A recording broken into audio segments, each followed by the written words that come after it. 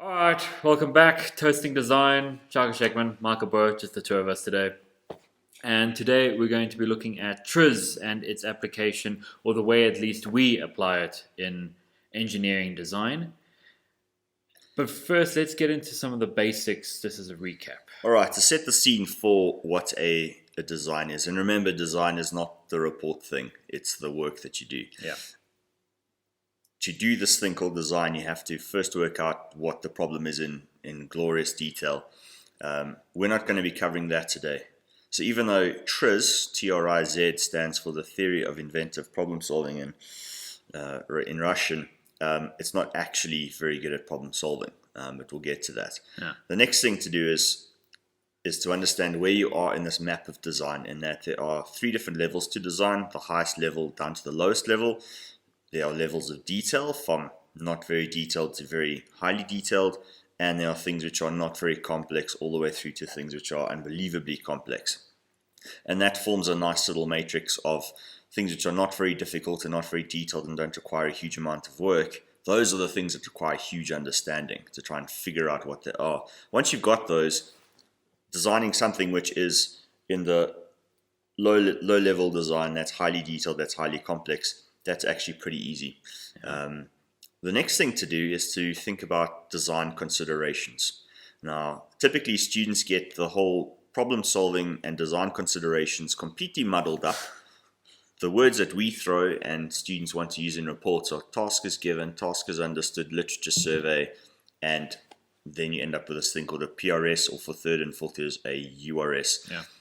Actually, if you think about it, problem solving and design considerations covers all of that stuff. Exactly. There shouldn't really be separate sections. So you basically have the solving the problem and then design considerations. Yeah. So design considerations, as sort of I've come up with definitions, are functions and features.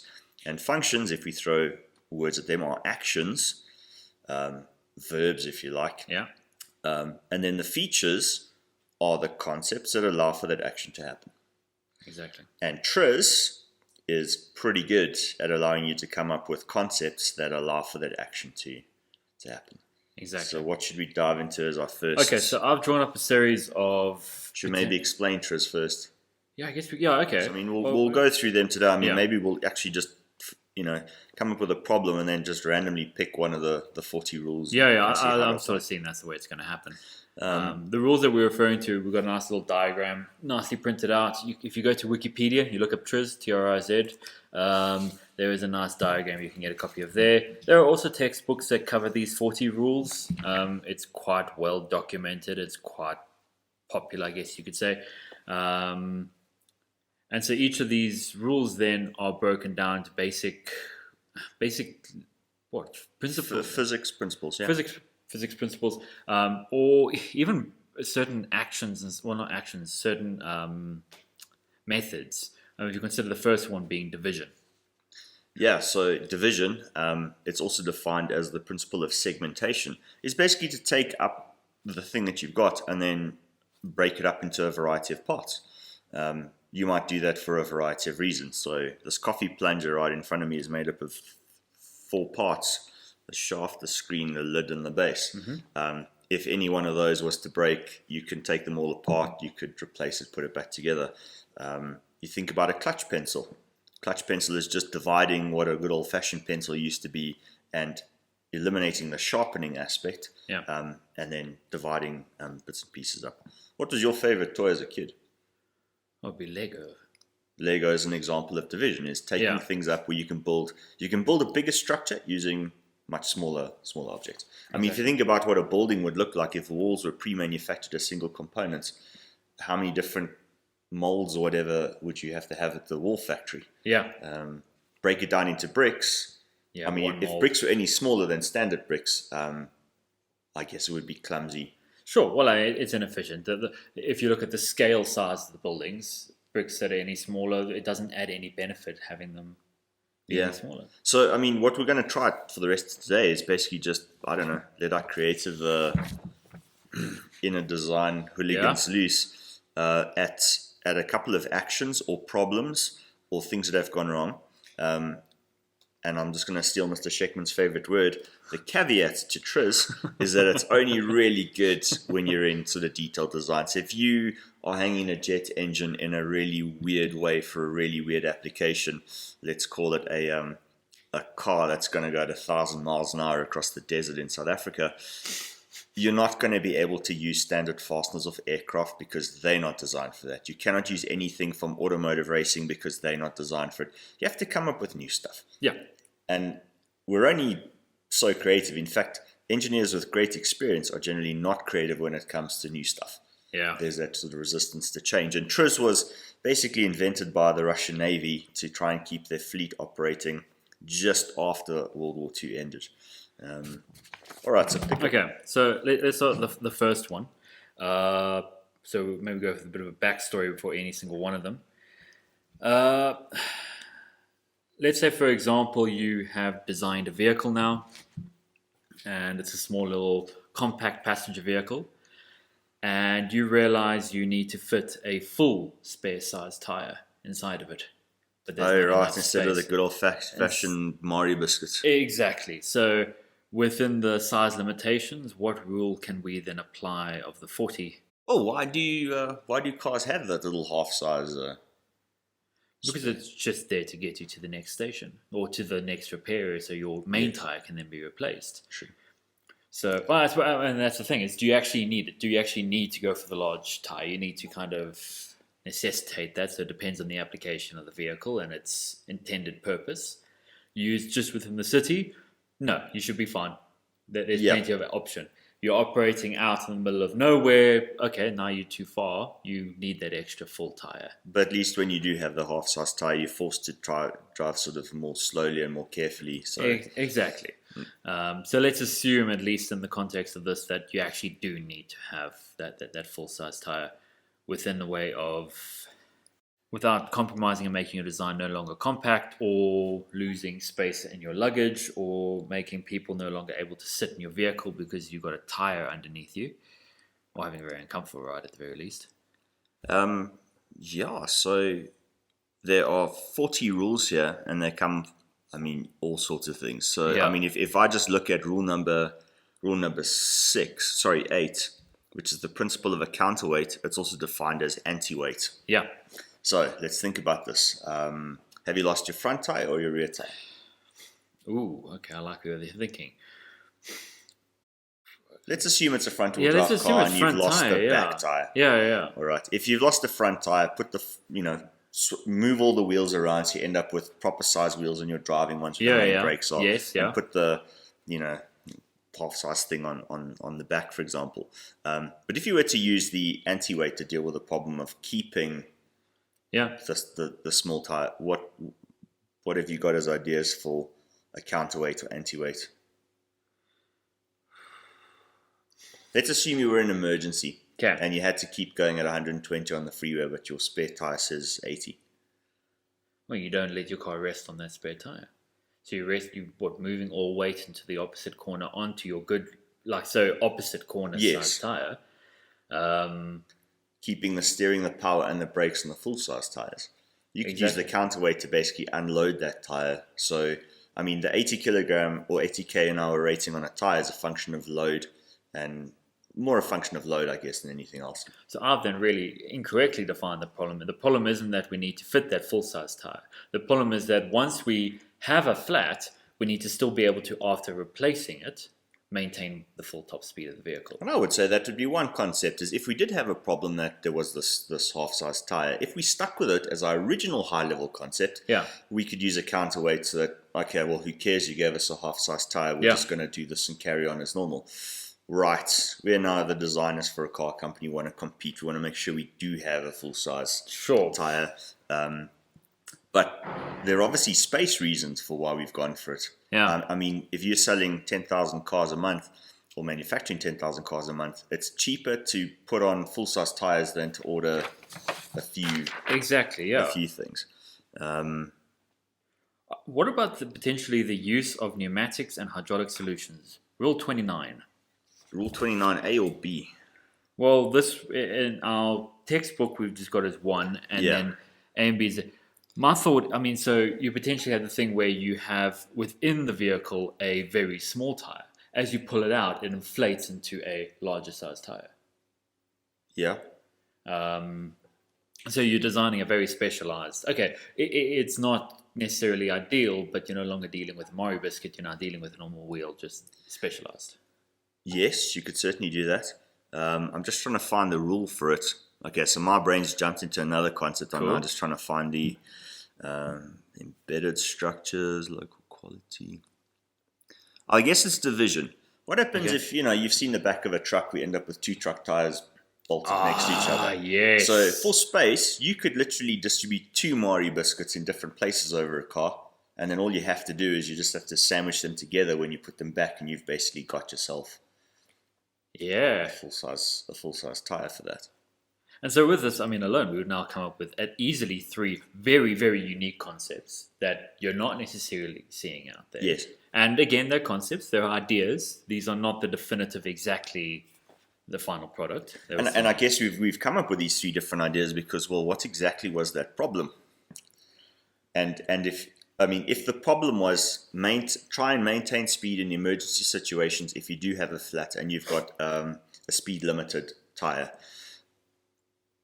we'd come up with concepts on how to basically unload that tire or whatever it is, because we're fixed with the tire. We can't do anything about Exactly, it. yeah. If it was a case of what is the ideal sort of spare for the space constraint on the vehicle, we then have things which can be assembled. Yeah, or opposite Rule 7, the nesting principle. Yes. Tires within tires. Tires within tires, a good old-fashioned Russian doll. In fact, if you think about it, a run flat is exactly that. Yeah. It's another whole feature which it sits by and does nothing within another structure. Yeah. Okay. Okay, cool. We're going to move on to another problem. Yeah. All right, sweet.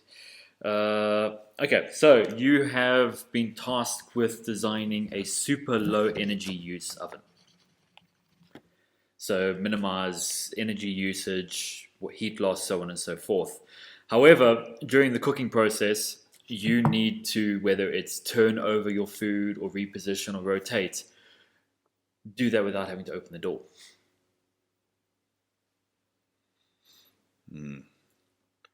Not sure if the problem is necessarily defined well as or minimize energy loss.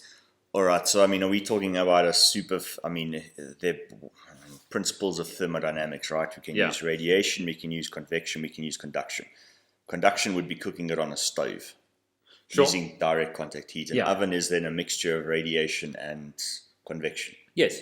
Okay, cool. All right, so we need to keep the heat so obviously need to insulate the living hell out of this.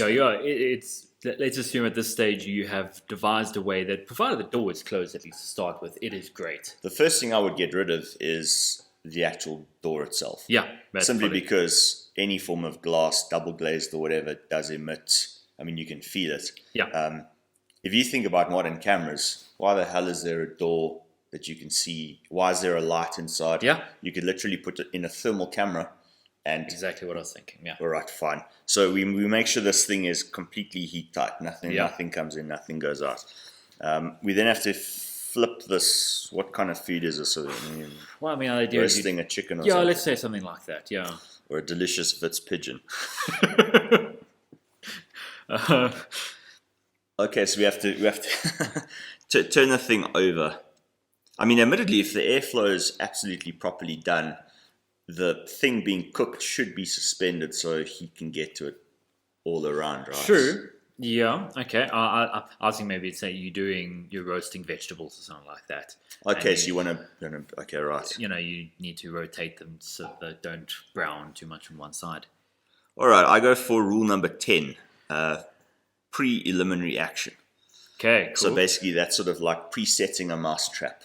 Okay. So you basically, I'd make it just a very simple mechanism, trigger it with a button on the front or something. Okay. You then insert your whatever you're cooking, and then just based on a, mechanical release or whatever, it would trigger at a certain stage of the cooking process. So you wouldn't have to open the door. Perfect. So it's like putting a mousetrap behind a wall. You just wait for the thud and you know that it's happened. In terms of that actual rotation, how would you achieve that? Oh, I see. Let's use another TRIZ thing. we sold the principle. Okay, we can get around the idea of not having to open the door. We can use timers. Okay, so we can use the pre-timing TRIZ rule. Set it beforehand, so to keep it simple. Sure. All right. What if we use Rule 30? Flexible films, foils, and membranes. Okay. So you've got something that it is underneath what you're cooking. So by the time what you're cooking heats up to a certain temperature, heat basically causes the film to form this weird shape, which basically rolls everything either 45 or a full 90 or something like that. Okay, cool. Yeah. And then when it's cool, it returns to its normal shape. Exactly. I mean, car indicators work on a bimetallic strip. All you'd have to do is just make sure this is under the food and not affected by the overall heat. You'd probably have to create a variable length, because as it rotates, it'd be cool and then cause it to deflate again and then roll back to the original point. And it'll be this kind of top. Although at that point, theoretically, you'd be turning continuously, which might be the ultimate. You'd create like a sort of rotisserie. You could do a sort of rotisserie. I would actually go back to rule number 7, the embedded structure, and I would take these little strip things and I would do a 0-90 weave. Yeah. Okay, yeah, cool. Yeah. And then I would just make it that depending on what you were cooking, you'd put in a different size weave. Yeah. So if you're cooking chunks of butternut, for example, you'd put in a weave that's, I don't know, inch by inch. If you're cooking, I don't know, peas. Who the roasts peas? Sure. You put in a basic difference, a different thing, but you could certainly use something like that. All right, cool. Yeah, I can't see anything else. We don't go rule 34, discarding and recovering. It's not quite how cooking works. Well, it all depends on what you're discarding.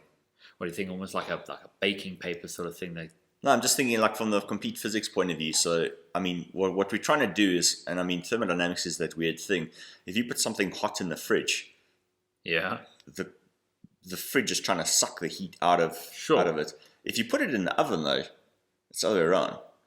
You're basically trying to effectively suck the cold out of something. Yeah. So if you were to use the word discarding on a heat point of view, like an absolute mega blast of something, like literally use a plasma wave to preheat, like literally you get the air up to, I don't know, 800-900 degrees C for like in pulses. That could be a completely different way of cooking things. And I just thought of another idea. Now I need to find the idea is, instead of moving the food, move the oven. So adjust your heating side to suddenly be on the opposite end, or whether it's you sandwich your cooking stuff in, you have one, it's cooking on one plate, another plate comes down and cooks on that one. Maybe some sort of embedded structure. So the cooking plate has a grill underneath it or in it, and then that lifts up to aerate underneath, and the other plate then comes down and squashes on. What if you? I mean, if you imagine in an ideal world, you slap your steak down in this thing to grill it, but the steak basically sits on an air cushion. Or even one of those like super fancy playground like kid gyroscope things. Yes. We end up with this thing, and then the basic heating elements spin around it. Okay, so you could literally go buck wild. I don't think we've deviated too far from it, but we've certainly gone from, okay, the oven is now fixed into the kitchen. It could now be a real cool looking thing. But I mean, the thing is, all ovens still have a flippin' glass thing that you can see into it, and you think, exactly. With the millennials of today, why not have that thing beam to your phone, so when you're sitting on the couch watching Game of Thrones, you can see what's happening? We are assuming it doesn't happen already. Yeah. I wouldn't be surprised if I or Samsung or someone has an oven that... I guess. The thing is cameras don't tend to like heat. It wouldn't be the easiest design principle. But then I guess you have those thermal cameras that look into ovens and stuff for composite furnaces and heat treatments. Exactly, that's the word I was using. Yeah. All right. Pick another. Or we're going to move on, call this one quits and start the next. We can call this one quits. All right, cool. So that's one done. We'll put this one out. I'm going to call this one podcast number 8. We're now moving, just for your own curiosity, we're going to move these to 2 a week. One on the Monday I'll put out, and I'll put another one out the next week, Friday. In terms of putting these out on a podcast type site, we are looking into that. It just comes down to storage and online hosting more than anything else, and then certain IP requirements and things like that we need to be a bit careful of. But as soon as that's done, we'll move it on to it so it's more easy for you to listen to these. Thanks very much. I'll see you in a couple of days then. Cheers.